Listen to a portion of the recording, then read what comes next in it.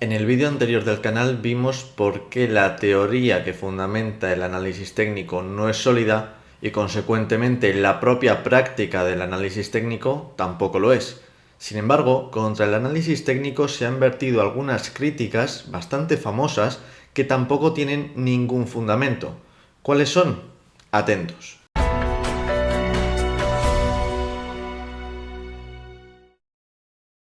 Primera mala crítica contra el análisis técnico. Si el análisis técnico vale para decir a dónde irá un dato en el futuro, mirando lo que ha hecho en el pasado en un gráfico, entonces extrapolemos el análisis técnico a cualquier tipo de gráfico. Producto Interior Bruto, tasa de matriculaciones, inflación, tipos de interés, tasa de divorcio, consumo de un determinado producto, etc. Si el análisis técnico funciona, entonces también funcionará allí. Y de hecho aparecen figuras propias del análisis técnico en cualquier gráfico. Pues bien, esta crítica sencillamente no tiene ningún sentido. Supuestamente el análisis técnico funciona en el mercado por el propio comportamiento de masas y por la propia ambición de las masas. Las personas operan en el mercado esperando comprar bajo para revender más alto, o vender más alto para recomprar más bajo. Pero desde luego no se lanzan a casarse, por ejemplo, a contraer matrimonio, porque ven que hay una tendencia alcista en el número de matrimonios de su región. Lo mismo ocurriría, por ejemplo, con el tema de los partidos políticos. Si soy de izquierdas y veo que el partido político de derechas está ganando adeptos, no voy a cambiar mi voto simplemente por esa tendencia alcista del número de votos, del número de seguidores que tiene ese partido que a mí no me gusta.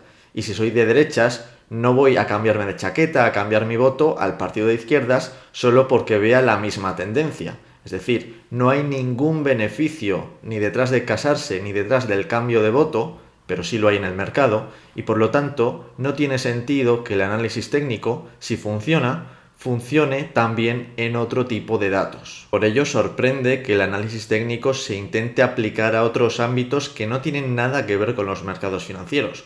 Por ejemplo, la epidemiología.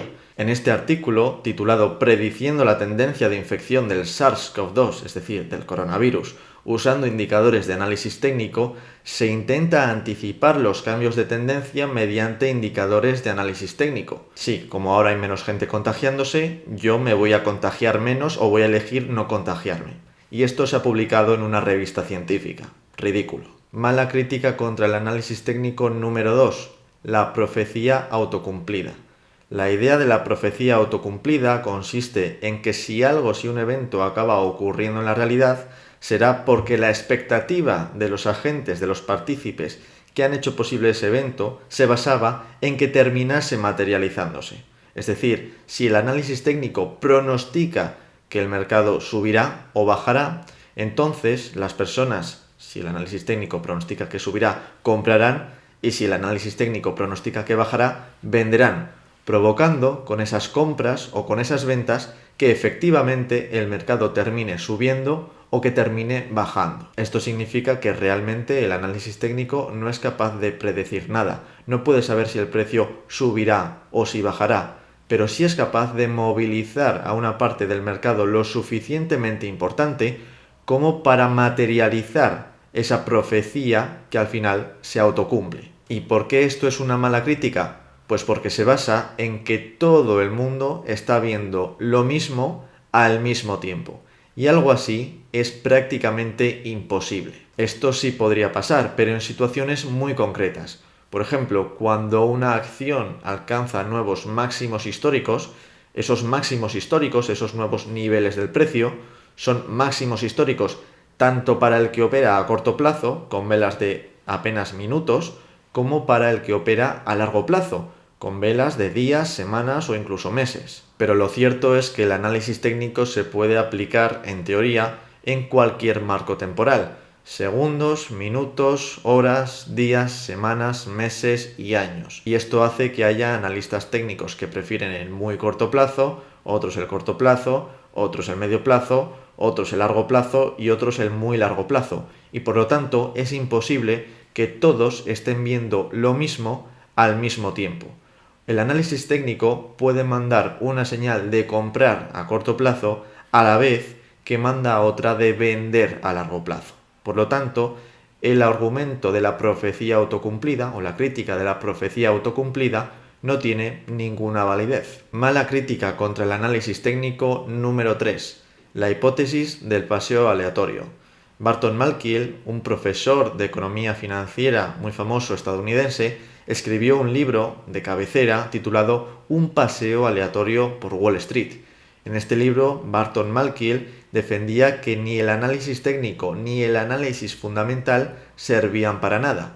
¿Por qué? Pues porque los pasos del mercado, los movimientos del mercado, las variaciones en el precio de los activos, básicamente consistían en un proceso aleatorio. No se podía saber con ninguna información pasada si el precio iba a moverse hacia arriba o hacia abajo y mucho menos en qué grado. La primera edición de Un paseo aleatorio por Wall Street tiene ya varias décadas y en los años 90 dos economistas estadounidenses publicaron Un paseo no aleatorio por Wall Street, donde demostraban que la hipótesis del paseo aleatorio tal como la había planteado Malkiel, que los precios del mercado consistían en movimientos totalmente aleatorios y que ningún sistema podía anticiparlos, era rotundamente falsa usando datos del mercado de acciones. Estos dos economistas encontraron ciertas relaciones, si bien cambiantes, entre los precios presentes y los precios pasados. Así que no, la hipótesis del paseo aleatorio no era cierta. Sin embargo, en ediciones posteriores de Un paseo aleatorio por Wall Street, Malkiel propuso lo que él llamaba la versión débil de la hipótesis del paseo aleatorio, que dice que los precios pasados no contienen ninguna información útil que resulte de utilidad al inversor, sea fundamental o sea técnico, para operar en bolsa, o por lo menos ninguna información útil frente a una estrategia de comprar y mantener, frente a una gestión pasiva. Y esto que dice Malkiel, esta versión débil de la hipótesis del paseo aleatorio, es cierta. Por ejemplo, Warren Buffett ha defendido que comprar un índice, comprar una cesta diversificada de acciones y mantenerla a largo plazo sin tocar nada más, es la estrategia dominante, es la estrategia que debería seguir la inmensa mayoría de los inversores. Y Warren Buffett, desde luego, no es un seguidor de la hipótesis del paseo aleatorio. Es uno de los analistas fundamentales más renombrados de la historia. Entonces, ¿por qué es una mala crítica?